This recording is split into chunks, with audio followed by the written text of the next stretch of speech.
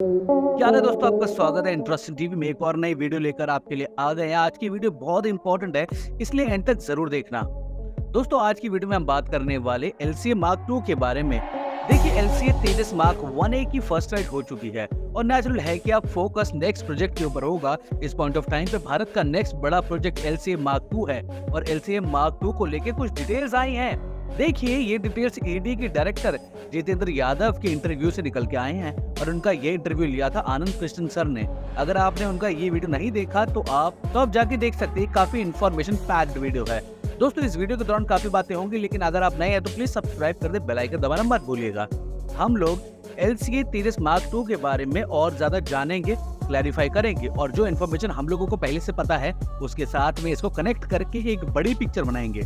LCA Mark II को सी से approval मिला था सितंबर 2022 में, लेकिन वर्ल्ड मार्केट में जो इंजन को लेकर हालत बनी हुई है उसको ध्यान में रखते हुए भारत सरकार की तरफ से कैप लगाई गई है कि जब तक इंजन को लेकर एश्योरिटी नहीं आ जाएगी तब तक प्रोटोटाइप के ऊपर काम नहीं किया जाएगा। तो सितंबर 2023 में भारत के प्रधानमंत्री नरेंद्र मोदी यूएस गए। विजिट के दौरान इंजन को लेकर बेहतरीन क्लैरिटी मिली और उस विजिट के बाद में HAL और GE के बीच में एक MOU भी साइन हो गया, जिसके बाद ये चीज क्लियर हो गई कि GF414 इंडिया में बनाए जाएंगे। इंजन को लेकर क्लैरिटी आने के बाद भारत सरकार की तरफ से फंड रिलीज करना शुरू कर गए और इस पॉइंट ऑफ टाइम पे LCA Mark II के ऊपर फुल जोरों से काम हुआ। HAL की CMD की तरफ से ये भी कहा गया कि साल 2026 के आसपास ये एयरक्राफ्ट रोल आउट भी कर देंगे और अब ईडी के डायरेक्टर डॉक्टर जितेंद्र यादव की तरफ से कहा गया है 2025 तक ये एयरक्राफ्ट बनकर तैयार हो जाएगा और सितंबर 2025 के आसपास इस एयरक्राफ्ट की पहली उड़ान भी हो जाएगी। नेचुरल है, यहाँ पे लोगों का क्वेश्चन होगा कि इसकी बात मानी जाए और क्या इनमें से कोई भी टाइमलाइन मीट की जा सकेगी। ये दोस्तों, असल में जब भी इंजीनियरिंग प्रोजेक्ट की बात होती है तो वो बहुत कॉम्प्लेक्स होता है और क्रूशियल चीजों को लेकर विदेश के ऊपर डिपेंडेंट होते हैं, तो किसी भी तरीके की टाइमलाइन को देना सही नहीं होगा। हालांकि LCA तेजस Mark II ADA का प्रोजेक्ट है और आर्डर डायरेक्टर की तरफ से कोई टाइमलाइन दी जा रही है तो नेचुरली उसकी वैल्यू है। लेकिन सभी को याद होगा इनिशियली जब LCA Mark 1A की फर्स्ट राइड होने वाली थी तो वहां पर कुछ डिले भी हो रही थी और बहुत सारे लोगों की तरफ से क्वेश्चन पूछे जा रहे थे। उस समय दोस्तों हम लोगों को डिटेल्स को समझना चाहिए था और डेट्स को लेकर जो हार्ड नंबर दे जाता है उसका बहुत ज्यादा मतलब रह नहीं जाता है। जब तक किसी प्रोडक्ट की सप्लाई चेन पूरी तरीके से मैच्योर नहीं होती है तब तक किसी भी तरीके की टाइमलाइन का कोई मतलब नहीं होता। हालांकि हर जगह कोशिश की जाती है आप जल्द से जल्द अपना प्रोटोटाइप बनाएं और प्रोटोटाइप कंप्लीट करने के बाद में उसके ऊपर टेस्टिंग शुरू कर दें। Mark II के केस में वही करने की कोशिश की जा रही है और इंटरनली माइलस्टोन को लेकर टारगेट सेट किया गया है।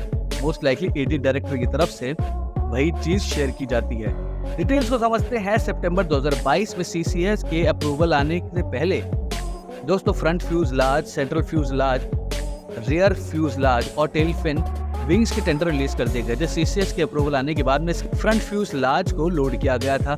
हालांकि कुछ LRUs बाहर से आने वाले थे, तभी उसके जो फंड्स आते तभी उसको रिलीज किया जाता और उसके बाद दोस्तों जितनी भी केबलिंग और हाइड्रोलिक्स बननी थी वो बना ली गई थी। एडी के डायरेक्टर ने अपने इंटरव्यू में ये भी बताया था कि विंग्स को भी लोड कर दिया गया है, यानी विंग्स के अंदर जितनी इलेक्ट्रॉनिक्स, हाइड्रोलिक्स, पाइपिंग और केबलिंग एक्सेट्रा जानी थी वो सब उसके अंदर डाल दिया है।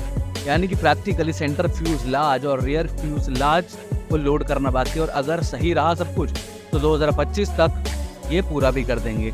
जब फ्यूजलाज, विंग्स और टेल पूरी तरीके से लोड कर ली जाएंगी तो फाइनली इस एयरक्राफ्ट को जोड़ा भी जाएगा और उस प्रोसेस को कहते हैं कपलिंग। हालांकि हम लोगों को यहाँ पे ये समझना पड़ेगा कुछ LRUs यानी लाइन रिप्लेसेबल यूनिट्स बाहर से आएंगी, उनकी डिलीवरी में टाइम लगेगा और दोस्तों ये अलग से भी टेस्ट की जाएंगी चीजें, फिर जाके एयरक्राफ्ट के ऊपर माउंट किया जाएगा।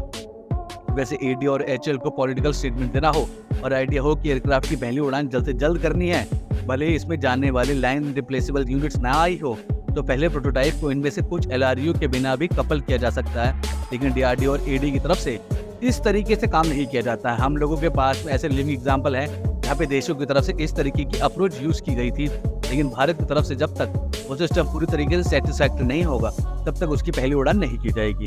होप आपको यहाँ पे न्यूआंस समझने का मौका मिला होगा और दोस्तों आपको काफी चीजें डिटेल्स मिलेंगी। दोस्तों इसी के साथ इतना ही रखते हैं, लेकिन अगर आपको कुछ भी सीखने को मिला तो कमेंट बॉक्स में जरूर बताना और अपने दोस्तों तक ये वीडियो फैलाएं, उनको भी शेयर करो ताकि उनको भी ये सारी अपडेट्स समय समय पर मिलते रहे। फिर मिलेंगे एक और नई वीडियो में, तब तक धन्यवाद। जय हिंद दोस्तों। अगर नए हैं तो सब्सक्राइब करना मत